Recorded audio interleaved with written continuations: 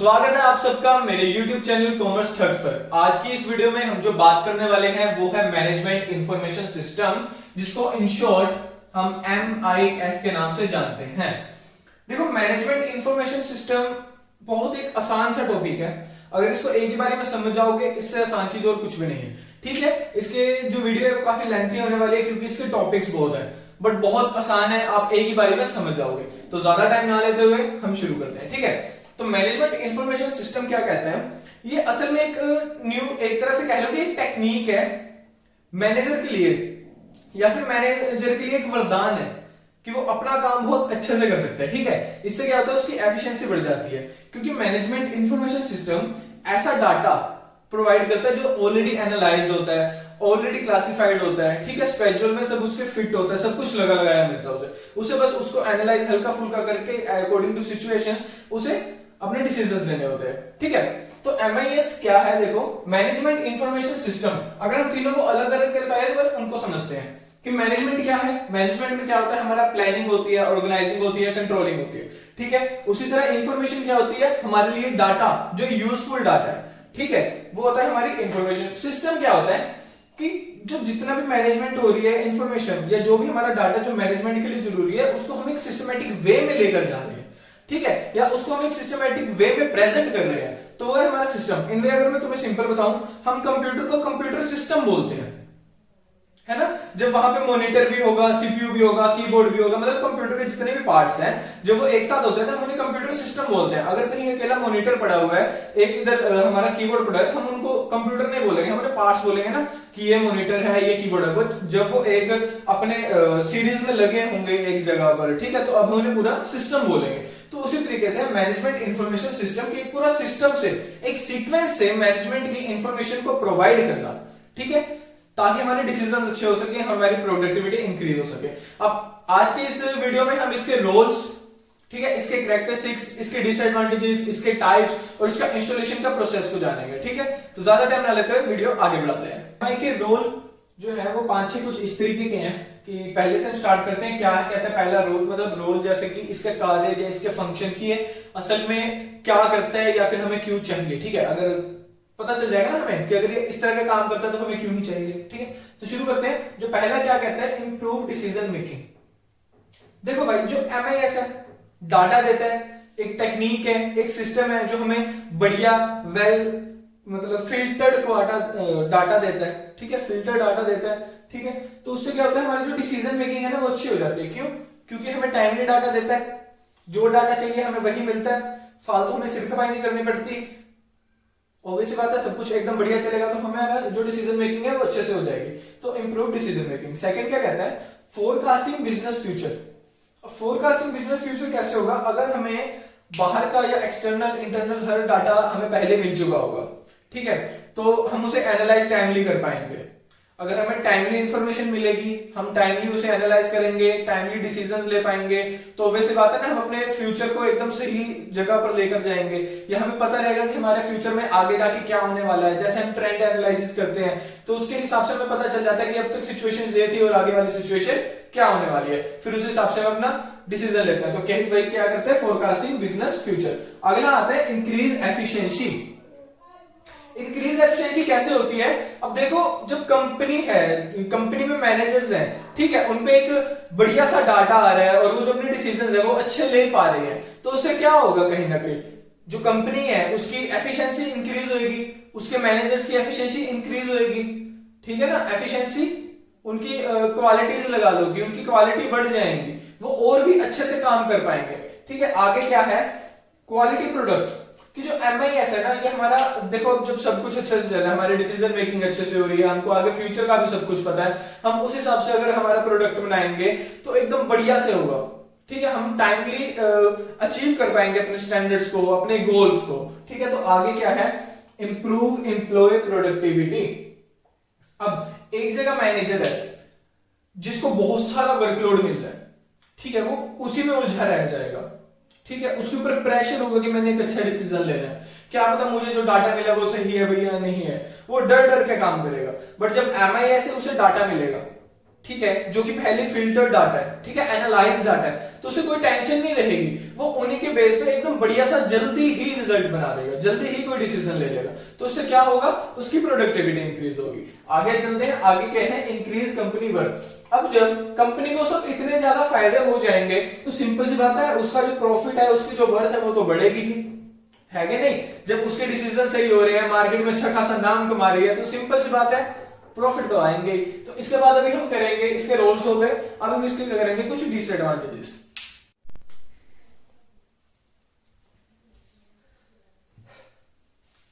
तो भाई देखो, कलयुग का टाइम चल रहा है, अब किसी बंदे में सिर्फ अच्छाइयां ही हो ऐसा तो पॉसिबल नहीं है।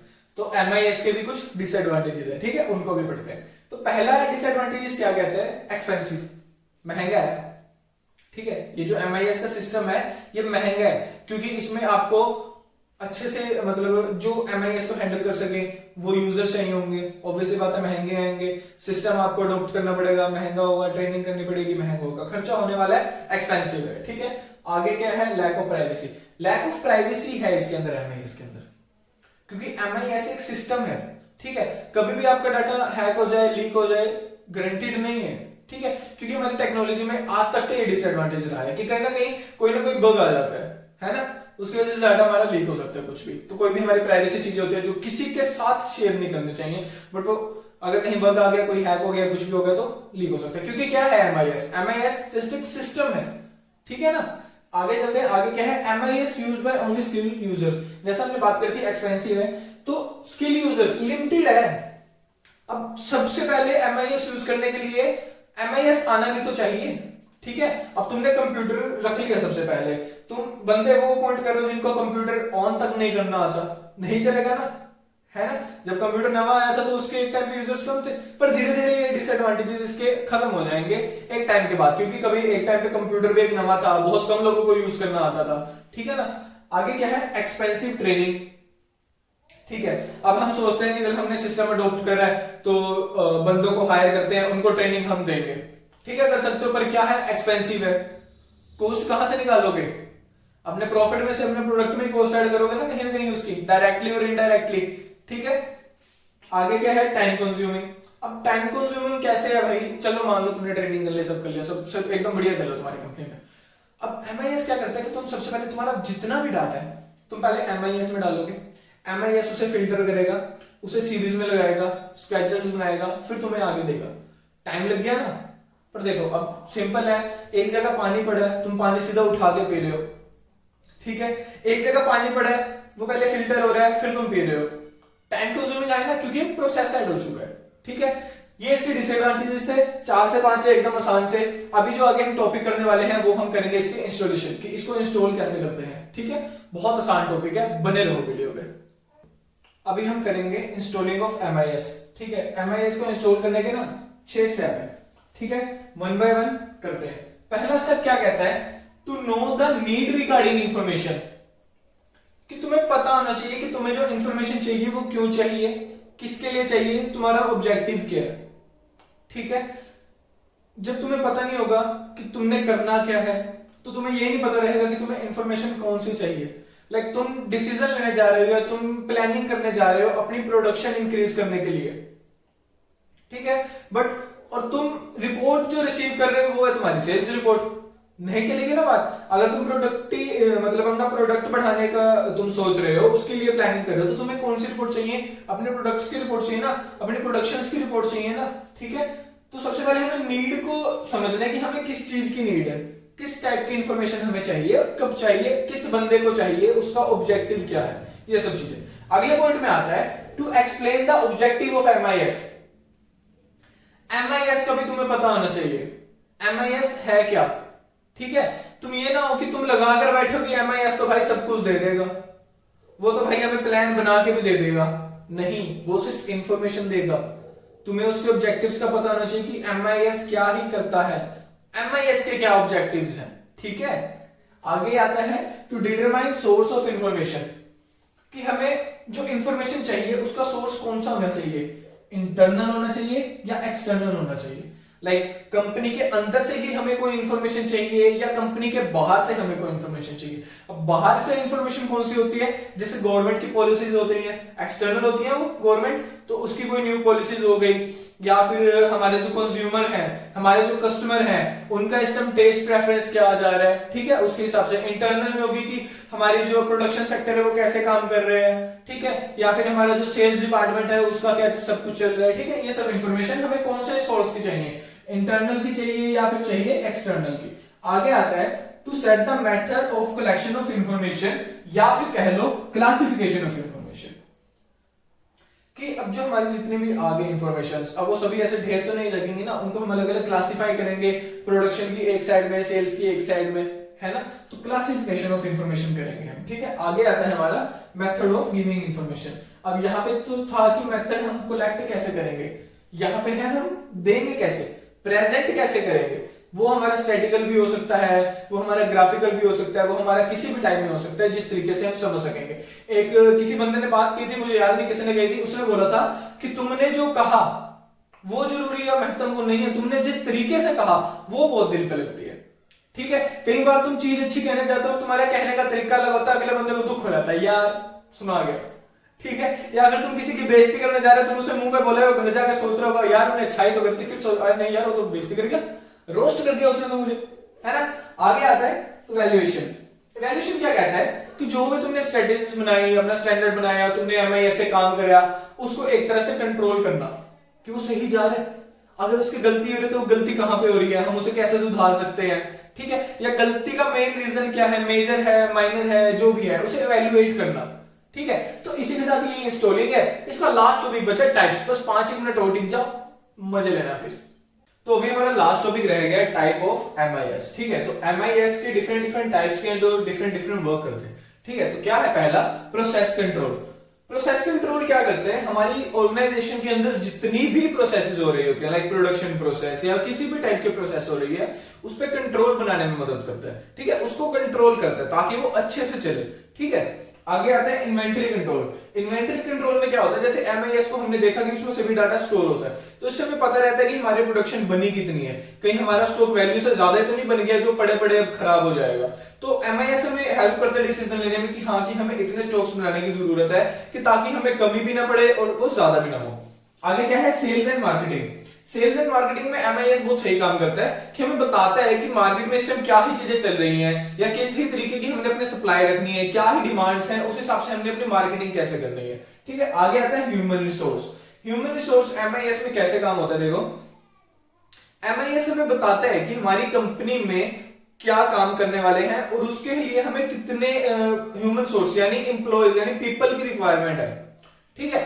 ऐसा ना हो कि जो काम होने वाला है वो 100 बंदों में हो जाएगा, बट तुम्हारा एस्टिमेशन तुमने ऐसे ही लगाया, या तुम्हें किसी ने बोला कि तुम 120 बंदे रखकर बैठे हो, या तुम्हारा जो बजट है वो ऐसा प्रेफर करता है कि तुम सैलरी 100 बंदों को दे सकते हो, पर तुम 120 रख के बैठे हो, वो 20 जनों की सैलरी कहां से दोगे, अगर तुम दे भी देते हो वो तुम्हारे लिए एक लॉस है, ठीक है। तो एमआईएस इसमें हेल्प करता है हमारे ह्यूमन रिसोर्स को जानने में कि अच्छे से हम अपना बढ़िया से डिसीजन ले सके, साथ के साथ ही कि हमारे ह्यूमन रिसोर्स को क्या ही चाहिए, ठीक है, क्या क्या चीजों की उन्हें जरूरत है ताकि वो भी अपना प्रोडक्टिविटी से काम कर सके, ठीक है। आगे आते हैं अकाउंटिंग एंड फाइनेंस। अब जो एमआईएस है वो एक रिकॉर्डिंग सिस्टम है, ठीक है, उसके अंदर हम अपना सभी डाटा रिकॉर्ड करते हैं, अपनी अकाउंटिंग रिकॉर्ड करते हैं, अपने फाइनेंस रिलेटेड सब कुछ डाटा हम उसमें रिकॉर्ड करते हैं, बाद में उसे एनालाइज करता है, उसका प्रॉपर एक मतलब प्रॉपर अपना वर्क डन करके हमारे को एक फाइल बना के दे देता है, ठीक है ना। आगे है decision support system. Decision support system जैसे हम लास्ट तक हमेशा पढ़ते हैं कि एमआईएस क्या करता है, डिसीजन मेकिंग में हेल्प करता है, ठीक है। क्यों कैसे करता है, हमें जब अपना फिल्टर डाटा देगा, जब डाटा एकदम सभी कुछ एनालाइज करके देगा तो हमें बिना किसी दिक्कत के हम आसानी से डिसीजंस ले पाएंगे, ठीक है। आगे आता है ट्रांजैक्शन प्रोसेस सिस्टम। एमआईएस क्या है, एमआईएस के अंदर हम अपना डाटा स्टोर करते हैं ना, अब डे टू डे ट्रांजैक्शन जैसे हम याद तो कर नहीं सकते तो हम एमआईएस में डालते रहेंगे, ठीक है। जैसे हम जर्नल में अपने लेजर्स में डालते हैं ना, डे टू डे ट्रांजैक्शन हम अपने जर्नल में डालते हैं, वैसे एमआईएस में हम अपनी डे टू डे अगर ट्रांजैक्शन डालते रहेंगे, इन द एंड या जब भी हमें हमारे को पूरी रिपोर्ट चाहिए होगी वो उसे एनालाइज करेगा, हमें रिपोर्ट बना के दे देगा, ठीक है। आगे आता है artificial intelligence expert system. Artificial intelligence यानी एआई। एआई का नाम सुनते हो ना, तो क्या है, ये एआई सिस्टम है एक्सपर्ट्स के लिए। कोई एक्सपर्ट्स बंदा जो एमआईएस के लिए एक्सपर्ट हो चुके वो एआई को इतने बढ़िया तरीके से यूज करेगा कि कंपनी का भला हो जाएगा, कंपनी का मुनाफा हो जाएगा तगड़े वाला, ठीक है, ये एक एआई सिस्टम है। ठीक है, आगे है एग्जीक्यूटिव इंफॉर्मेशन सिस्टम। इसके अकॉर्डिंग क्या होता है कि अगर मान लो कोई सीनियर टॉप मैनेजमेंट का बंदा है, उसको कोई इंफॉर्मेशन चाहिए तो एमआईएस खोलेगा, उसे सारी की सारी इंफॉर्मेशन वहां पड़ी हुई मिलेगी। ठीक है, सारी इंफॉर्मेशन एनालाइज हुई मिलेगी, सारी इंफॉर्मेशन अच्छी तरीके से प्रेजेंट होगी कि उसको कुछ समझने में दिक्कत भी नहीं आएगी, वो टाइमली अपना डिसीजन ले पाएगा। कई डिसीजन ऐसे होते हैं जो टॉप मैनेजमेंट को ही डायरेक्ट लेने पड़ते हैं और एकदम सडन लेने पड़ते हैं।